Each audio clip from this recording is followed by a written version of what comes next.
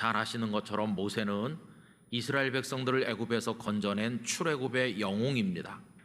그럼에도 불구하고 백성들과 꿈꾸던 가나안 땅에 정작 모세는 들어가지 못하게 되었습니다. 느보산이라는 높은 산 꼭대기에 올라가서 가나안 땅을 휘둘러 바라보는 것으로 만족해야만 했습니다. 그리고는 거기서 하나님의 부르심을 받아 생을 마치게 된 것입니다. 이 신명기 33장 말씀은 나이 80에서부터 120세까지 40년 동안 자신의 모든 사랑과 정성을 다 쏟아서 애굽으로부터 가나안 땅이 바라보이는 모압 평지에까지 인도해낸 이스라엘 백성들을 앞에 두고 이 모세가 축복하는 말씀을 기록하고 있습니다. 여러분, 그때 모세 마음이 어떠했을지 대충 짐작이 가지요. 얼마나 간절하고 절절했을까? 자식을 남겨두고 떠나는 아버지의 마음 같은 그런 마음 아니었을까? 이런 생각을 해봅니다. 그런 마음으로 한 지파 한 지파 축복하는 말씀을 남기게 되었는데, 오늘 우리가 읽은 말씀은 그 12지파 중에서 요셉 지파를 향한 모세의 축복의 말씀이 기록된 대목입니다. 모세는 요셉 지파를 위해서 하늘의 귀한 것들과 땅의 귀한 것들이 넘치기를 바란다고 하는 축복을 하였습니다. 여러분, 그러면 복이라고 하는 것은 어떻게 우리들에게 주어지는 것입니까? 16절 말씀 후반부에 보면 많은 복을 말씀하고 난 다음에 그 복이 어떻게 요셉의 자손들에게 임할 것인가를 이야기하는데 아주 독특한 표현을 사용하신 것을 볼 수가 있겠습니다. 16절 후반부를 보십시오. 가시떨기 나무 가운데에 계시던 이의 은혜로 말미암아 복이 요셉의 머리에 그의 형제 중 구별한 자의 정수리에 임할지로다 라고 하셨습니다. 여러분, 복을 주시는 분은 하나님이시지 않습니까? 그러면 여기 말씀할 때 하나님의 은혜로 말미암아 복이 요셉의 머리에 라고 하면 아주 간단할 거 아니겠습니까? 그런데 이 모세는 하나님이라고 하는 단순한 표현을 사용하지를 아니하고 가시떨기 나무 가운데에 계시던 이라고 표현을 하였어요.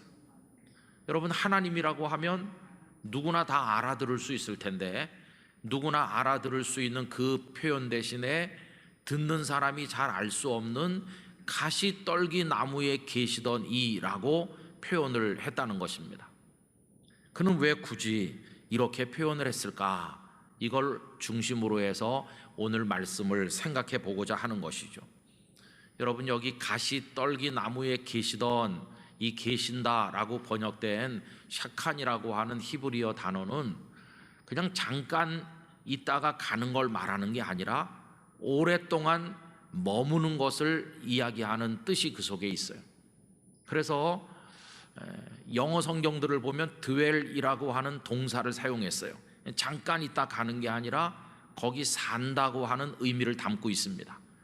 그런데 지금 우리가 읽은 성경은 계시던이라는 단어를 쓰고 있는데, 전에 사용하던 개역 성경에서는 거하시던이라는 단어를 사용했어요. 여러분, 계신다는 말하고 거하신다는 말하고 우리의 느낌상 더 오래 머무는 걸 말하는 게 어느 쪽인 것 같습니까? 거하시던이라는 말인 것 같죠? 그래서 제가 오늘 설교 제목을 가시떨기 나무의 가운데 계시던이라고 하지 아니하고 가시떨기 나무 가운데 거하시던 자, 지난번 성경 번역을 따라서 제목을 정한 것입니다. 그럼 모세는 왜 하나님이라고 하면 간단할 걸 가시떨기 나무 가운데 거하시던 자라고 표현했을까? 그 이유는요, 모세가 평생을 살면서 하나님의 은혜를 많이 경험했고 하나님을 많이 체험했는데, 그 중에서 가장 진하게, 가장 강렬하게 그의 가슴 속에 남아있는 게 바로 가시떨기 나무 가운데 계시던 하나님이셨기 때문입니다. 그게 너무 강렬한 체험이기 때문에 바로 그 표현을 사용하여 말씀을 하는 것이죠. 여러분, 사실 모세는 애굽의 10가지 재앙이 임할 때, 홍해를 마른 땅까지 건널 때, 말씀을 받기 위해서 시내산에 올라갔을 때 등등 하나님을 많이 체험했는데, 그 중에서 숨을 거두기 직전까지 그의 가슴 속에 잊을래야 잊을 수 없는 모습으로 아로 새겨져 있는 것은 가시떨기 나무 가운데 계시던 하나님이셨다고 하는 것입니다. 여러분, 그 체험이 많은 다른 하나님 체험 중에서 그렇게 강렬했던 이유가 뭘까요? 그 이유는 그가 인생을 사는 동안에 가장 어둡고 가장 절망스럽고 가장 넘어가기 힘든 봉우리에서 헐떡거리고 있을 때, 그때 나타나신 하나님이 가시떨기 나무 가운데 계시다가 나타나신 그 하나님이시기 때문인 것입니다. 그때가 제일 어려웠어요. 여러분, 모세 생애가 어떤지 다 아시죠? 그는 히브리 노예 가정에서 태어났습니다. 그때는 이스라엘 사람들의 숫자가 늘어나는 걸 우려하던 애굽의 왕 바로가 남자아이가 태어나면 나일강에 던져 죽게 하던 때 아닙니까? 근데 그 부모는 석 달 동안 숨겨 키우다가 더 이상 숨길 수 없게 되었을 때 물이 새지 않도록 갈대 상자를 만들고 아기를 그 안에 눕히고 갈대 숲 사이에 갖다 띄웠죠. 그리고 누이로 하여금 지켜보게 했는데, 바로의 딸 공주가 강가에 나왔다가 모세를 발견했는데, 하나님께서 그녀의 마음을 감동시켜서 물에 던져 죽게 한 것이 아니라 자기 아들로 키우게 하셨죠. 그때부터 모세는 애굽의 궁궐에서 왕자의 신분으로 발전된 문물을 배우면서 애굽의 지도자가 될 만한 사람으로 성장하게 되었습니다.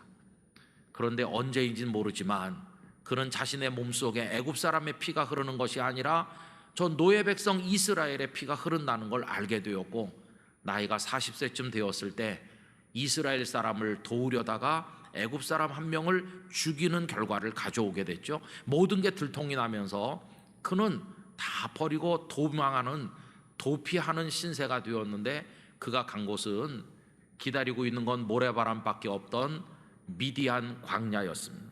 막막한 사막 같은 광야. 오갈 데 없던 그는 이드로라는 사람의 딸과 결혼을 해서 그 집에 몸을 의탁했고 그 가족이 되었습니다.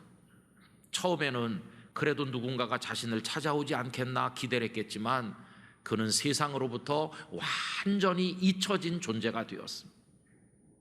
그렇게 무려 40년을 미디안 광야에서 살다 보니 그에게 남은 것은 늙어가는 육신뿐이고 다 희망은 꺼져서 없어졌고, 그리고는 장인의 양떼를 몰고 그 척박한 광야를 헤매고 다니는 거, 그거밖에 남은 게 없었습니다. 살아있지만 사는 게 아닌, 인생의 의미라고 하는 게 다 사라져버린 그런 죽음 같은 상황에서 모세는 허덕이게 되었습니다. 그때가 모세 인생의 가장 어둡고 가장 힘들었던 때입니다. 그런데 바로 그때 정말 고통스럽고 힘든 봉우리에 매달려 헐떡이고 있을 때, 그때 하나님께서 그에게 손을 내미신 것입니다. 어느 날 양을 몰고 호렙산 근방을 지나고 있는데 흔하게 여기저기 있는 관목 그 떨기나무, 가시떨기나무에 불이 붙었는데, 불이 붙었으면 조금 타다가 다 사그라들어 재만 남아야 되는데 이게 웬일입니까? 계속 사그라들지 않고 타니까 그 놀라운 광경을 보기 위해서 그 나무 가까이로 접근하는 순간 그 속에서 하나님의 음성이 들린 것입니다. 그리고 그에게 이스라엘 백성들을 애굽에서 인도해 내라고 하는 사명이 주어졌고, 의미가 없던 그의 인생에 무엇을 위해 살아야 되는지 삶의 목적이 생기고, 고목나무 같은 그의 인생에 새싹이 돋아나게 된 것이었습니다. 쓰러져 없어진 거나 진배 없던 그의 인생에 그 가시떨기 나무 가운데 계신 그 하나님께서 손을 내밀어 그를 붙들어 주신 것이었어요. 그러니 그 하나님을 이 모세는 잊을래야 잊을 수가 없는 거죠. 그날 이후 40년 동안 그는 애굽에 갔고 백성들을 인도해냈고 광야를 통과해서 가나안을 향해 인솔하지 않았습니까? 그 40년이 힘들었지만 살아야 될 목적이 있고 이유가 있는, 가치 있는 시간 아니었습니까? 그게 가능했던 것은 바로 그 떨기나무 가운데 계시던 하나님을 만났기 때문이었습니다. 잊을래야 잊을 수가 없는 거죠. 여러분, 왜 하필 하나님께서는 가시떨기 나무 가운데서 계시다가 그를 만나셨을까요? 왜 다른 나무가 아니었을까요? 여러 가지 설명들을 사람들은 하고 있는데, 이 가시떨기 나무가 가장 볼품없는 나무이기 때문이었다고들 얘기합니다. 여러분, 이 세네라고 하는 나무는 그냥 메마른 광야 여기저기 관목같이 이렇게 자라는 건데, 목재로서의 가치도 없고 쓸모가 없어요. 불쏘시개 밖에는 할 게 없잖아요. 그런데 모세, 너의 인생의 모습이 지금 그렇다. 너의 인생이 가치가 없고 쓸모가 없고 불쏘시개나 할 이 나무와 다를 바가 없다. 이걸 상징해 주신다는 겁니다. 또 이렇게 설명하는 분도 있어요. 이 가시떨기 나무가 쓸모가 없고 목재 가치가 없기 때문에 당시에 사람들이 돌멩이로 혹은 나무로 깎아 만들어서 우상을 만들고 그 앞에 절을 하는데, 가시떨기 나무로 우상을 만드는 일은 없었다는 것입니다. 그러니까 어떻게 보면 쓸모가 없긴 하지만 하나님이 가장 미워하는 우상을 만드는 재료는 아닌 것처럼, 지금 모세의 형편이 아무 쓸모없는 사람처럼 광야에 버려져 있지만은 그러나 더럽혀지지는 않은 채로 있다는 것입니다. 영적으로 말하면 그가 정결하다 하는 것입니다. 여러분, 하나님께서는 그 가장 볼품없는 나무에 임하셨습니다. 불붙게 하셨습니다. 그리고 사그라들지 않고 계속 타는 기적을 그에게 보여주셨습니다. 이걸 통해서 모세에게 뭘 말씀합니까? 모세야, 너 나이 80에 늙은 육신밖에 남는 게 없고 너의 인생이야말로 가시떨기 나무처럼 보잘것없지만 내가 네 속에 임하기만 하면 너는 꺼지지 않는 불처럼 세상을 밝히는 참 삶을 살 수 있을 것이다. 이 나무 속에 나타난 능력이 너에게 나타나면 너는 새로운 삶을 살 수 있을 것이다.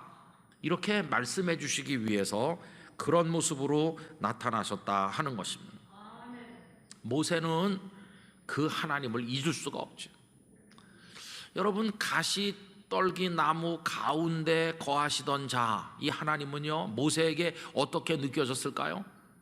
조금 전까지는 거기 안 계셨는데 모세 자신을 만나기 위해서 갑자기 오신 하나님으로 여겨지는 게 아니라, 자신이 미디안 광야에 첫 발을 들여놓던 그날부터 거기 오셔서 그의 일거수일투족을 지켜보시고 그와 함께 계시다가 때가 됐을 때 손 내미시는 하나님, 그분도 여기 거주하셨구나. 나만이 광야에 거주하고 떠돌이가 된 것이 아니라 그분도 여기서 거주하고 계셨던 분이구나.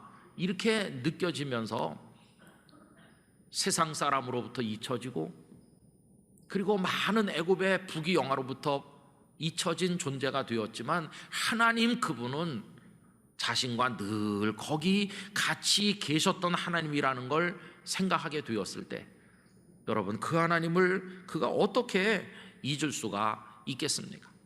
그래서 나이 40에 미디안 광야에 들어와 나이 80까지 나 홀로 여기서 고난당하는 줄 알았더니 그분도 여기 거주하셨고, 때가 되었을 때 나에게 불 가운데서 말씀하심으로 내 인생에 싹이 돋게 하시는구나.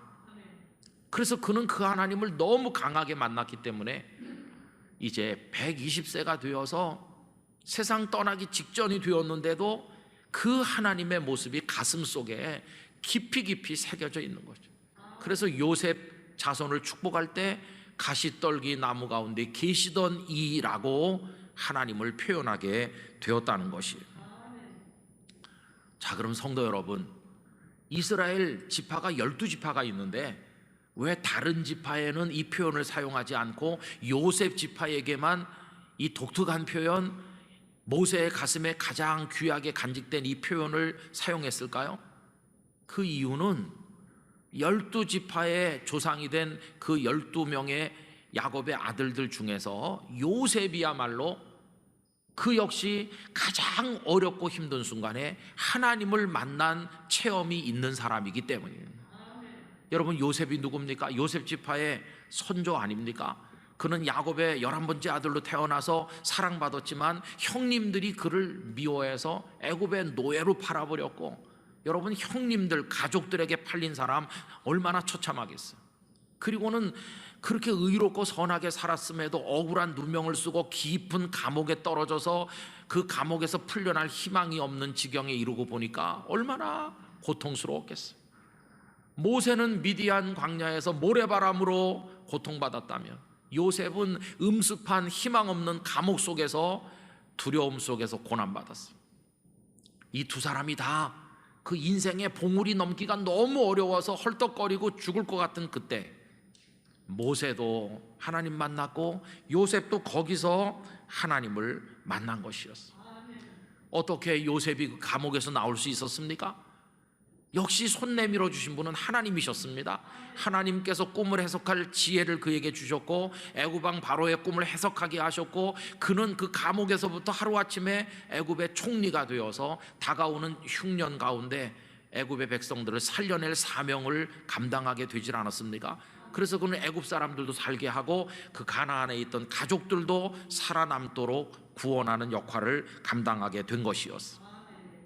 여러분, 요셉을 붙들고 당신의 110년 인생 중에 가장 가슴 속에 깊이 남아있는 하나님의 모습은 무엇인가 질문했다면 그는 그 깊은 감옥에서 날마다 고통받을 때 어느 날 갑자기 손 내밀어서 애굽의 총리가 되게 하셨던 그때 그 하나님 이야기를 요셉이 말하지 않았겠습니까?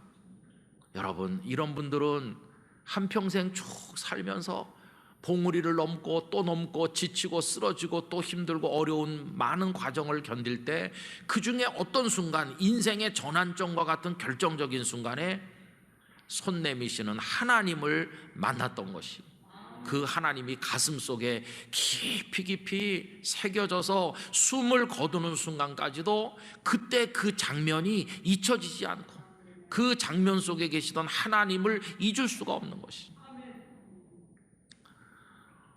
저도 지금까지 살아오면서 저 나름대로 봉우리를 넘고 헐떡거린 적도 많이 있었습니다. 이제 와서 생각을 해보면 그때 정말 그 희망 없던 그때 하나님 아버지가 아니었으면 어떻게 여기까지 왔을까? 그런 장면들이 몇 개 있어요. 아마 저도 하나님 나라에 가는 마지막 순간까지도 그때 그런 장면들을 잊을 수 없도록 제 가슴 속에 새겨져 있다고 말씀드릴 수 있습니다. 근데 그 하나님의 모습이 자주 생각나면서 힘들 때마다 내가 여기 있지 않느냐 용기를 주시고 격려하시면서 또 하루를 살도록 인도하셔서 오늘까지 살아오게 된 것입니다. 우리 영락교회 성도 여러분, 오늘 함께 예배하시는 모든 분들 생각해 보십시오. 만약에 질문을 바꾸어서 당신의 지금까지 살아오는 동안에 가장 힘들었을 때 누가 도움이 되었고 누가 위로가 되었느냐고 묻는다면 대답을 어떻게 하실까요? 우리 대부분의 사람은 우선 부모님이 없었더라면 내가 없었을 거라고 다 대답할 겁니다. 부모님은 안 잡수시고 안 입으시고 생살이라도 깎아서 자식에게 먹일 만한 사랑으로 우리들을 돌보셨으니까요. 정말 부모님의 사랑은 우리 가슴에 너무 진하게 남아있지 않습니까? 거기다 또 평생 희노애락을 같이 했던 배우자 잊을 수 없죠. 그리고 형제 자매, 같은 부모 피를 받은 형제 자매, 또 형제 자매보다 더 가까운 어떤 친구들, 날 가르치신 스승, 떠오르는 얼굴들이 아마 있으실 거예요. 그분들이 고비고비 넘을 때마다 나에게 위로가 되고 힘이 되어서 잊을 수 없는 분으로 가슴 속에 그 자국이 남아있잖아요. 그런데 여러분, 그 귀한 분들이 많은 가운데 오늘 제가 드리고자 하는 것은 하나님이 그 중에 가장 진한 모습으로 남아 계셔야 된다는 것이. 하나님, 부모님을 통해 태어났지만 생명의 근원은 하나님이시지 않습니까? 부모님조차도 연약해져서 우리를 더 이상 어떻게 해줄 수 없을 때도 하나님은 늙지도 약해지시지도 않는 우리들의 아버지 아니십니까? 부모님조차도 우리를 남겨놓고 세상을 떠나시지만 하나님은 떠나시지 않고 영원히 우리와 함께 하시는 우리들의 아버지가 아니십니까? 그리고 세상 사람은 살아있는 동안에만 우리를 도울 수 있을 뿐인데 하나님께서는 예수 그리스도 아드님을 통하여서 우리의 죄와 허물을 다 십자가에서 제거해 버리시고 우리를 그 죄로부터 죽음의 권세에서 사탄의 손에서 구원하셔서 영원한 생명의 나라 천국으로 이끌어 가시는 영생의 아버지 아니십니까? 그러니까 내가 지금까지 살았고 앞으로 얼마를 더 사는 나의 인생, 그 산줄기를 여행하는 것과 같은 인생의 전 과정에서 당신의 인생에 가장 소중하게 가슴속에 찍혀 있는 분은 누구세요? 그러면 우리들은 하나님 아버지십니다. 이렇게 대답할 수밖에 없는 것이, 하나님 아버지께서 내게 부모님을 주셨고 내게 소중한 배우자와 형제 자매와 자녀들과 하나님 아버지께서 나에게 인생에 어둡고 힘들 때마다 마치 모세에게는 떨기나무 그 가운데 계시다 손 내미시듯이 나에게 그렇게 해주셨습니다라고 우리 모두가 고백해야만 할 것입니다. 여러분, 그 하나님이 우리 성도들의 하나님이신 줄 믿습니다. 그 하나님께서 남겨주신 은혜의 자국을 바라보면서 일어나시고 용기를 가지시고 그 하나님 안에서 살아가시게 되기를 간절히 기원합니다. 다른 걸 다 잊어도 그 하나님이 남겨주신 은혜의 장면들이 너무 진하게 남아있어서 마지막까지 잊을 수 없는 그런 하나님의 모습으로 우리에게 계셔야만 할 것입니다. 오래전에 치매가 심한 할아버지를 찾아간 적이 있습니다. 요양병원으로 할머니도 자녀들도 같이 갔습니다. 할아버지는 아내도 자식도 다 모르죠. 가서 너무나 기가 막혀서 우리 앉아 있는데 당연히 저도 잘 모르시죠. 그냥 이렇게 할 말이 없어요. 가족들의 눈에 눈물밖에 흐르는 게 없습니다. 그래서 한참 앉아 있다가 할아버지, 제가 김은성 목사인데 이렇게 왔어요. 잘 모르시는 것 같으네요. 이렇게 하고 예배를 드리려고 합니다. 할아버지 기도하겠습니다. 이렇게 하니까 우리 깜짝 놀랐어요. 그렇게 가족도 몰라보시던 할아버지 얼굴에 갑자기 화색이 돌면서 몸을 이렇게 자세를 고쳐 앉으려고 애를 쓰시면서 하나님이라고 아내가 기도해야지. 돌아오는 차 안에서 가족들이 울면서 말하더라고요. 저희 자식들 얼굴도 몰라보셔서 너무 속상하고 너무 슬펐습니다. 근데 괜찮아요. 오늘 보니까 우리 아버지가 우리는 못 알아보시는데 하나님을 잊지 않으셨더라고요. 우리 아버지가 하나님을 잊지 않으셨구나. 이제는 섭섭하지 않습니다. 그 어르신을 천국으로 인도해 가실 분이 하나님이신데 그분은 깊은 이 무의식의 바닥 속에다가 하나님을 기억하고 계신 거예요. 하나님의 자국이 얼마나 진하게 찍혀 있는지. 하나님을 잊지 않으셨구나. 여러분, 우리 생애 맨 마지막 순간에도 그 위에 쌓인 거 다 걷어내고 맨 밑에 찍혀 있는 인생의 한 장면, 거기 하나님이 계시는 것이. 하나님의 은혜로 살았어. 여러분, 그렇게 하나님이 우리 가슴 속에 진하게 마치 도장 찍힌 것처럼 남아 계시려면요, 지나가다 한 번 보는 식으로 하면 안 됩니다. 우리 길거리에서 한 번 본 사람을 기억할 수 있나요? 없어요. 그러나 낮에도 만나고 밤에도 만나고 수십 년을 만나고 많은 사연이 얽히고 설키고 기쁨과 모든 걸 함께한 그런 분이 가슴 속에 깊이 남는 것처럼, 여러분, 하나님이 그런 분이 되시기를 원하신다면 하나님을 자꾸 만나시기 바랍니다. 늘 함께 계시기 바랍니다. 낮에도 부르고 밤에도 부르시길 바랍니다. 숨이 막힐 정도로 힘든 인생의 고비에서 하나님을 찾으시기 바랍니다. 그렇게 할 때 하나님께서 은혜로 우리에게 확 들어오시는 순간 영원히 잊을 수 없는 우리들의 아버지가 되시는 것이, 그 하나님을 그렇게 만나셔야 되는 것이. 속상한 일도 많고 교회 생활하다가 화가 나기도 하고 여러 가지 시험 당하는 일도 숱하게 많지만, 그럼에도 불구하고 하나님의 아들과 딸로 남는 이유는 그 하나님과 평생을 그렇게 살다가 하나님의 은혜가 내 가슴 속에 영혼의 자국을 남기기 때문인 것입니다. 그래서 마지막 순간에 하나님을 기억하는 것이요. 여러분, 매일 아침 눈 뜰 때 제일 먼저 하나님이 생각나시기를 바랍니다. 인생 최후의 순간에도 우리의 기억은 하나님이 되시기를 바라는 것입니다. 오늘 예배로 초대받으신 분들 계시죠? 여러분, 교회 가자든가 예수님을 믿자고 말하면 교인들이나 현실 교회의 여러 모습 때문에 실망하시는 분들이 많으신 거 알고 있습니다. 그러나 그거랑 하나님을 여러분들의 인생의 아름다운 분으로 모시고 사는 거랑은 다른 얘기입니다. 교회나 사람에 대해서 실망했다 할지라도 여러분들의 소중한 인생에, 그 인생의 봉우리를 넘고 숨이 찰 때마다 여러분 곁에 하나님이 계시도록 그 하나님을 붙들고 살아가시기를 부탁드립니다.